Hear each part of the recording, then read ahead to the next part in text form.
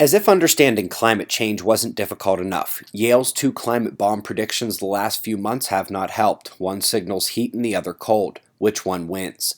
Let's bring the heat first. This is less of a prediction and more of our model suggests that this trend could result in a methane release of significant proportions that would further warm the Arctic and melt more ice. Let's take a step back and remember a bit more of that settled science. Paleoclimatology is solid on the last few 100,000 years. We've mostly been in glacial periods, with brief periods being warmer, known as interglacials. Those would be the spikes upward. The ice melts, the planet heats up, the methane is released, and somehow every time we plunge into an ice age. This is not disputed by anyone, and for more on this topic, you can investigate the well-understood Milankovitch cycles. It seems that ice concentrates at the polar region, dropping albedo and heating the planet. This eventually overtakes the polar region as well, melting that ice, releasing the methane, etc. Cold, fresh water, and various atmospheric connections send us spiraling into an ice age thereafter.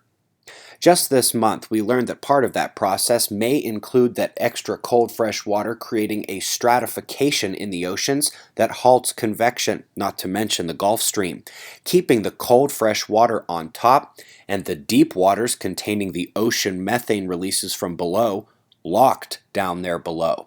This cold fresh water is also easier to freeze, leading to more albedo because at lower latitude, ice reflects more sunlight than the ice lost at the polar region, which receives less sunlight.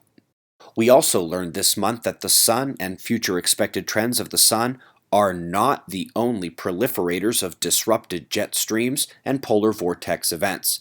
Both the solar minimum physics at hand and the warming Arctic now present precisely the pattern that makes for the terrible snowstorms like we're seeing in New England this month, the earlier season storms from Europe, the Middle East, and Asia as well. Now let's realize we still have that other ticking climate bomb from Yale, the cold one. The Beaufort Gyre is supposed to accumulate fresh cold water and then release it every 5 to 7 years. That is the cycle. However, for about 2 decades now, it has been stuck, accumulating a record amount of cold fresh water, and when it releases that which it has been keeping captive, it will be everything we just talked about, but on steroids. Those studies that we have just been discussing observing the cold effects are doing so without the usual cold injection, and when that happens, the discharge of huge amounts of ice and cold fresh water could have unpredictable effects. So let's review. We are in the interglacial right now, and the ice is at the poles, but the north is melting. We'll have more cold fresh water coming in to stratify the ocean, making the top more easily frozen, the methane held down below, and the atmospheric disruptions that lead to more extreme climate, especially in winter.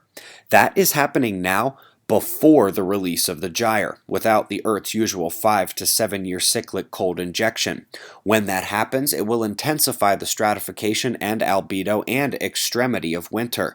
Each of these studies individually says that while they have found a cold signal, there are still other things about the climate that it won't overcome in terms of warming. But there's a problem. You see, group studying C also found a cold signal and referenced all the other letters. Then group E found a cooling signal and referenced all the other letters. There's a bit of a circular problem here where everyone is finding signals of cold but exclaiming that all the other factors will overcome it to still warm the planet. Nobody is listening to the other group saying the exact same thing. Now for the whipped cream. Princeton captured the opponent's queen. Cloud cooling effects are underappreciated. They are a net cooling factor, not a net heating factor in the greenhouse sense. After all, do you wear a white or black shirt when you want to stay cool on a sunny day? This isn't Venus, and our white clouds have perfect albedo. They published 2 more studies just this year confirming these effects, claiming that it wouldn't be enough to overcome A, B, C, D, and E, not realizing what they were saying either, and for their small part, physics professor emeritus Will Happer at Princeton stood up behind them, calling much of the warming-only discussion science fiction, and not science. But sadly, not only are they not listening to each other, they aren't paying attention to space weather. A full analysis documentary here on YouTube explains how Earth's three primary magnetic shields against cosmic radiation are weakening. Here are the highlights from the world's top scientists. Cosmic rays had long been suspected to cause volcanic eruptions based on timing, but in 2011 we finally got the mechanism: viscosity changes in silica-rich magma.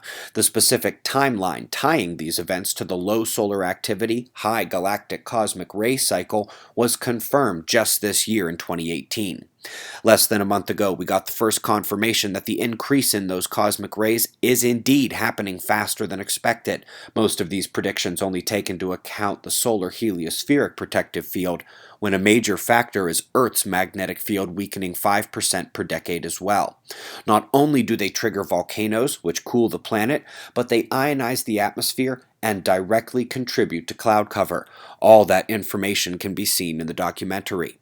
The big picture is that within a 100% mainstream climate science look at the globe, the more the Arctic melts, the more a chill will spread through the oceans. The atmosphere is already being disrupted, and we haven't yet seen the release of the gyre, or the peak of cosmic rays.